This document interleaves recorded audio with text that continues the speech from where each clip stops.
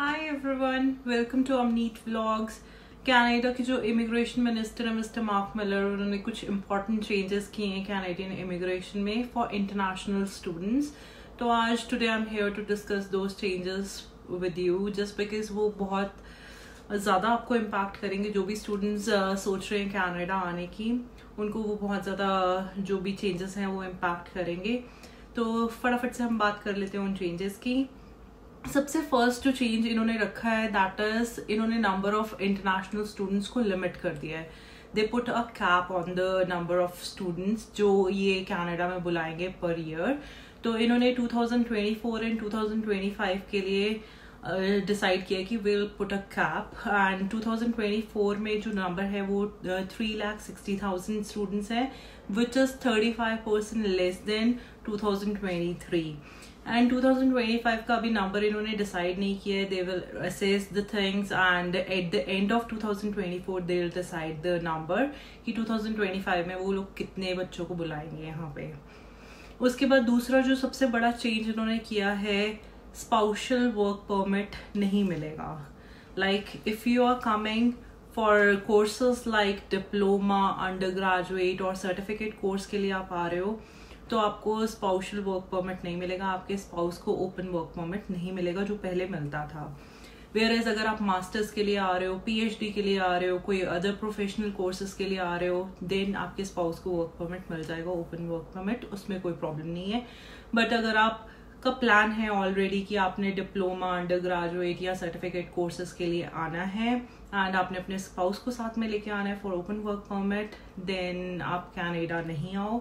उसकी जगह मैं आप लोगों को कंट्री सजेस्ट कर सकती हूँ। आप अदर देन कनाडा कहाँ पे जा सकते हो? You can go to Germany, Austria, Belgium, Sweden. इन कंट्रीज में आप जा सकते हो। यहाँ पे स्पाउशल वर्क परमिट बहुत इजीली मिल जाते हैं, फॉर ऑल कोर्सेज मिल जाते हैं। आप इसके बारे में स्टडी करो एंड आप ये वाली कंट्रीज में चले जाओ। If you have this plan, आप कनाडा नहीं आ सकते अब, जस्ट बिकॉज आपके स्पाउस को वर्क परमिट नहीं मिलेगा, तो फिर देयर इज नो पॉइंट। अगर आपका ये प्लान था तो आप इन कंट्रीज को कंसिडर कर सकते हो।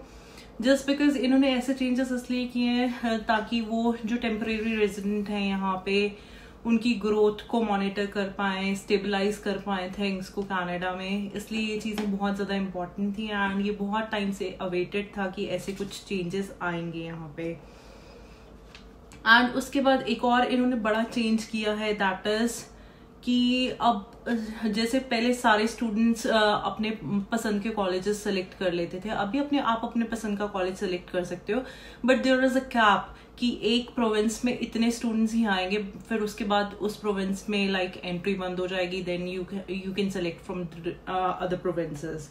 Like there is a cap, every province has a cap कि इस प्रोविंस में इतने स्टूडेंट्स ही आएंगे। एंड ऑन्टारियो में दे आर प्लानिंग कि इस जो भी उनका नंबर है, जितने इमिग्रेंट्स वहाँ पे, जितने इंटरनेशनल स्टूडेंट्स आ रहे हैं, उसमें से 50% वो लोग कट डाउन करने वाले हैं उसे।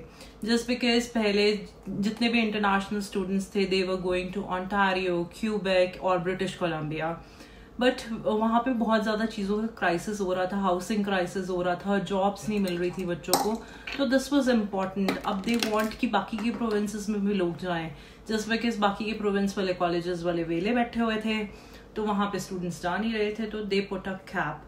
एंड उससे भी बड़ा जो चेंज हुआ है वो ये चेंज हुआ है कि अब आपको कुछ लोगों का ऐसा मोटिव होता था कि मोटिव ही है बस सिर्फ कनाडा जाना है, चाहे वो 4 कमरों वाला कॉलेज हो, आपको उसमें वो लोग बच्चे उसमें भी एडमिशन लेके आ रहे थे। तो अब ऐसा है कि प्राइवेट कॉलेज में अगर आप एडमिशन लेके आओगे तो आपको फर्दर वर्क परमिट नहीं मिलेगा, गवर्नमेंट आपको वर्क परमिट नहीं देगी। तो आपको अपने कोर्सेज ऐसे सेलेक्ट करने हैं एंड आपको पब्लिक कॉलेजेस सेलेक्ट करने हैं अगर आपको फर्दर वर्क परमिट चाहिए, अगर आपको फर्दर आप चाहते हो कि आप यहाँ पे स्टे करो कनाडा में। एंड एक और इन्होंने इम्पॉर्टेंट चेंज किया है, पहले तो जैसे आप अपने डॉक्यूमेंट सबमिट करते थे तो लाइक आप SOP वगैरह सबमिट करते थे, बट अब now you need to submit a attestation letter जो कि आपको प्रोविंस प्रोवाइड करेगा। जिस भी कॉलेज में, जिस भी प्रोविंस के कॉलेज में आप लोग एडमिशन लोगे, बाकी डॉक्यूमेंट्स के साथ आपको एक ही एडिशनल डॉक्यूमेंट सबमिट करना पड़ेगा।